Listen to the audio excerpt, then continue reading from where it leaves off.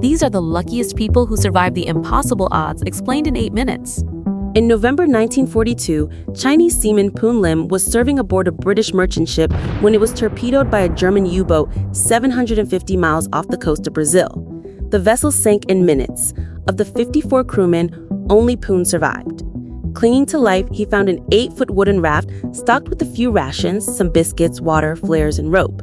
But those supplies would not last long. When they ran out, Poon relied on sheer ingenuity. He fashioned hooks from nails and wire springs and unwound the raft's rope for line. He caught fish and even snared seagulls using their meat for food and their blood for bait. With a tin from the biscuit box, he crafted a knife. With canvas and jars, he devised a rainwater collection system.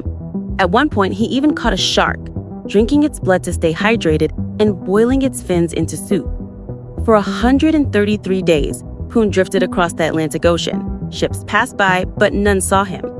Finally, on April 5, 1943, Brazilian fishermen spotted him and pulled him aboard. He had lost only 20 pounds and walked off the raft unaided.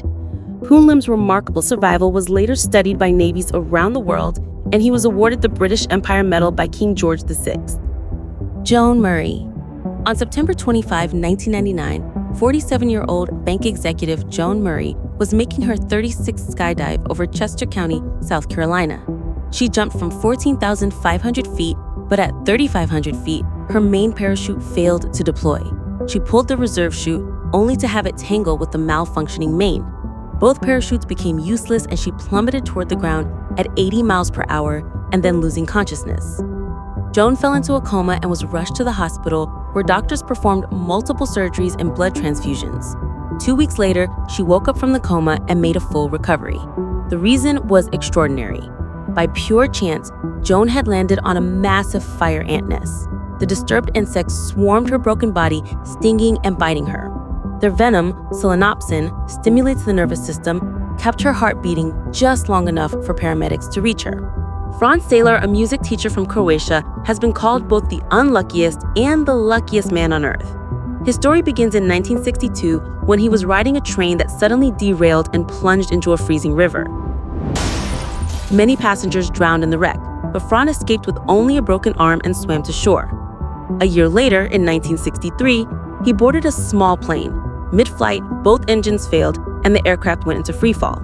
Then, a door blew open, sucking Frane out of the plane. With no parachute, he should have died. The plane crashed, killing 19 people, but Frane landed in a haystack and walked away with only minor injuries. In 1965, he was on a bus crossing an icy bridge when the vehicle skidded, crashed through the barrier, and plunged into the valley. 4 passengers lost their lives. Frane survived again. After so many public transport disasters, he switched to driving himself. But fate followed him. In 1970, his car engine burst into flames. He jumped out just in time. 3 years later, another car fire nearly killed him when flames shot through the air vents, burning him but not stopping him. In 1975, he was struck by a bus. And the very next year, while driving on a mountain road, a careless driver forced him off the cliff. His car plunged 300 feet and ignited. Somehow, he managed to leap out mid-fall and landed in a tree. Roy Cleveland Sullivan was a park ranger in Virginia's Shenandoah National Park. Between 1942 and 1977, he was struck by lightning not once, but 7 times. For most people, the odds of being struck even once is about 1 in half a million. 7 times? Statistically impossible. Yet Sullivan lived through each strike. Lightning first found him in 1942 while he was on duty, scorching his toe. Decades later, in 1969, another strike knocked him unconscious and burned his eyebrows. The following year, he was struck again, searing his shoulder. Then in 1972, lightning struck his head and set his hair on fire, an experience so terrifying that from then on he carried a jug of water in his truck wherever he went. But fate wasn't finished. In 1973, another bolt blasted him out of his truck and ignited his hair once more. In 1976, he was struck yet again, this time injuring his ankle. And in 1977, the 7th strike burned his chest and stomach, sending him to the hospital. Sullivan even claimed he'd been struck as a child, and his scorched ranger hats are still displayed in museums as proof of his incredible misfortune. In the end, it wasn't lightning that claimed his life. In 1983, Roy Sullivan died of a gunshot wound. He holds the Guinness World Record as the human being struck by lightning more times than anyone in history. Harrison Okene. In May 2013, Nigerian tugboat cook Harrison Okene was in the bathroom when his vessel suddenly capsized and sunk 100 feet to the ocean floor. 11 of his crewmates drowned almost instantly, but Harrison found himself trapped in a small air pocket inside the overturned boat, standing in chest-deep, freezing water, dressed only in his underwear. With no food, no light, and no way of knowing if anyone would come, he sipped what little Coca-Cola he could find and tried to hold on to hope, even as the oxygen thinned and the cold gnawed at his body. For 60 hours he endured, until he finally heard faint knocking. Divers had come not to rescue, but to recover bodies. When one of them reached into the wreck, Harrison grabbed his hand. The diver recoiled in shock, convinced for a moment that he had touched a ghost. Harrison was rushed to the surface and placed in a decompression chamber for 2 days. Experts later explained that the cold water had slowed his metabolism, preserving his brain, while the air pocket had lasted just long enough. Mauro Prosperi. In 1994, Italian police officer Mauro Prosperi entered the Marathon des Sables, a grueling 6-day ultramarathon through the Sahara Desert. On day 4, a massive sandstorm engulfed the runners. While others hunkered down, Mauro kept running, convinced he was going the right direction. When the storm cleared 8 hours later, he was alone and completely lost. His compass was useless without landmarks. For 2 days, he rationed his water and food while walking through endless dunes. When supplies ran out, he drank his own urine. On day 4, he found a small desert shrine and took shelter. Inside were bats.